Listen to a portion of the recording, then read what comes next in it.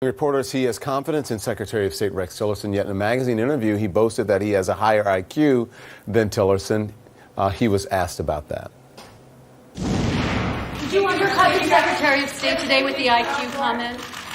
No, I didn't undercut anybody. I don't believe in undercutting people. Joining me now is former Republican Congresswoman Nan Hayworth, a member of the Independent Women's Forum Board of Directors, CNN political commentators Robbie Muck and Kevin Madden. Hello, everyone. Welcome to the show. Good evening. Nan, you heard President Trump affirm his confidence in the Secretary of State, Rex Tillerson, but in an interview with Forbes magazine, the president responded to reports that he called him a moron by saying, "I think it's fake news, but if he did that, I guess we'll have to compare IQ tests, and I can tell you who is going to win." How does challenging his secretary, how does that help? You know, I really, Don, yeah, I just think the president was joking. And the problem is that, you know, so many times now people, media entertainment try to turn the president's every action into a caricature, but they become a caricature of kind of dour, brittle humorlessness. And I know that we can expect better of you, but I think the president was just being a little lighthearted. So we shouldn't take the president of the United States at his word. We should always take the president seriously, but in this case, I don't think we need to take him literally. Robbie? I don't know what to say. You're at a I'm loss just for words, amazed Robbie. Every week that what's that? You're at a loss for words. Oh, no, well, I was just going to say, the president is so over his head, he can't even trust his own staff. He makes these jokes that aren't funny in the slightest. California's burning. We're in an international situation in the Korean Peninsula, and he's cracking jokes about his Secretary of State's IQ. It's totally irresponsible. I mean, Nan has some great talking points there. Those are very clever. But this is just ridiculous, and it's why he's gotten nothing done. The president seems to care a lot about this issue, so watch this.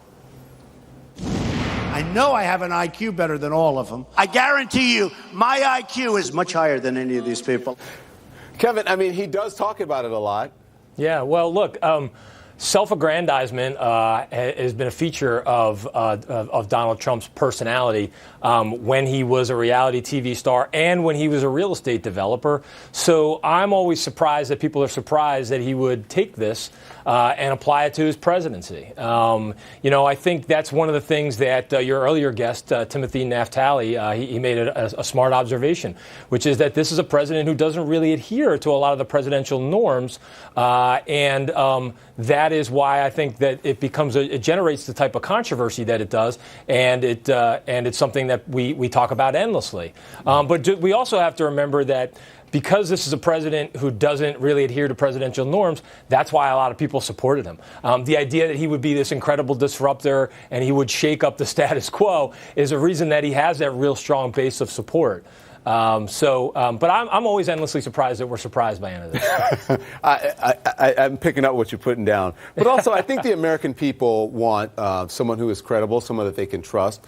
And I'm going to ask Robbie and then Nan. I want you to respond to this. Robbie, because the Washington Post has been analyzing and categorizing and tracking every false or misleading claim the President Trump since he took office. And they say, as of today, his 264th day in office, the president has made 1,318 claims over 263 days. He has averaged 5 claims a day, even picking up pace since the 6-month mark. What does that say about his credibility? I think at the end of the day, he's just not a good president. He doesn't tell the truth. He can't focus. He's not interested in the substance of policy. It's why he's been unable to get anything passed through Congress. At the one minute, he's making pretty grandiose threats to the leader of North Korea. On the other hand, then he's saying things here in the United States, and we're supposed to consider those a joke. And it's no coincidence, then, that foreign leaders aren't taking him very seriously. So I just find the whole thing depressing because he's a mediocre president. I don't think his party has been vocal enough calling him out. I know Senator Corker has. I don't think it's going to make a difference because I don't think many people are going to join in. And I just wonder at what point the American people will abandon him and his base will abandon him because he's not doing anything for anybody except keeping us focused on anything but substance or the fact that he hasn't accomplished anything. Nan, I want to give you the last word, but in that I want to put this up because this is a CNN SSRS poll, and it shows that 36% of people say that President Trump is honest and trustworthy. 60% say he's not. That's a credibility problem. Do you think that's fixable? And does, joking, as you say, we should get a sense of humor, does that help or hurt? Don, number one, I do think it's fixable. Number two, under the president's first 10 months in office, we've put at least 1 million Americans back to work. The stock market has continued to do exceedingly well. Americans' confidence in the economy and in their prosperity and their prospects have all improved. And I would point out that in terms of presidential falsehoods that should really worry us an awful lot. There were many glaring ones, unfortunately, during the antecedent administration, starting with, if you like your doctor, you can keep your doctor, and this health care plan will not add a dime to our deficit. Oh, and Benghazi was caused by video. So there's plenty of lack of credibility to go around, Robbie. And 1 million jobs, 1 million Americans back to work. The economy's doing better because of our last president, not because of Donald Trump. To be honest, that all started under the last president. It's continued under this president. And if you like your doctor, you can keep your doctor. Everyone always says that.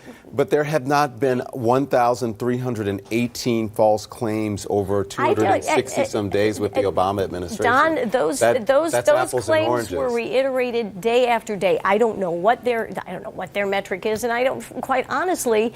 It has not been beyond outlets like the Washington metric is the truth. Post. Man, let's be honest. The metric is the truth. Hold on.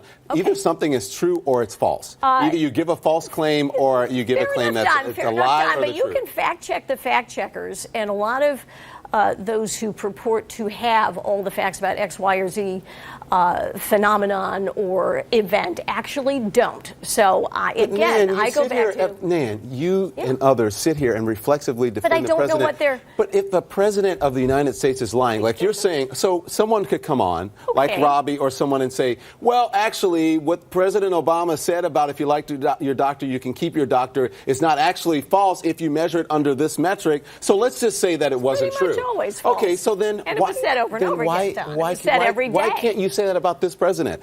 A fact is a fact. Because a lie is a lie. This president has told us that he will put Americans back to work. He has done that. That started under the last president. That he would, it's not just because of this president. Don, millions of Americans. All you have to do is go back and look at the facts, Nan. It started under the last president. He would lift regulatory burdens, and he has done so. They are eliminating 2 regulations for every one. He has done that with the stroke. Nan, but what does that have to do with what does that have to do with what does that have to do with whether he is misleading people by telling lies? But he is not. I am not aware of his having misled the American public about any of the substantive issues. I am not. Okay. They're probably saying, well, we doubt his IQ is as high as he claims. And they're probably counting something like that, which is merely going back to a humorous point. But you're giving me a shiny object. That has nothing to do with him telling the truth or misleading statements. Is a shiny object. Okay, so then we can say the Obama metric about if you like your doctor, you can keep your doctor, then that depends on how you judge that metric on truth or false. Falsity. President Trump was elected because people were betrayed by the promises of the previous administration that turned out not to be true. And the administration that started the positive job outlook, that was a betrayal. We've never had as low, and you know this, Don, as low a period of average economic growth over 8 years as we did in the previous administration. Okay, all right. And we have gone far beyond that growth rate now. That's the president actually not true as well. It is. Thank you. It is.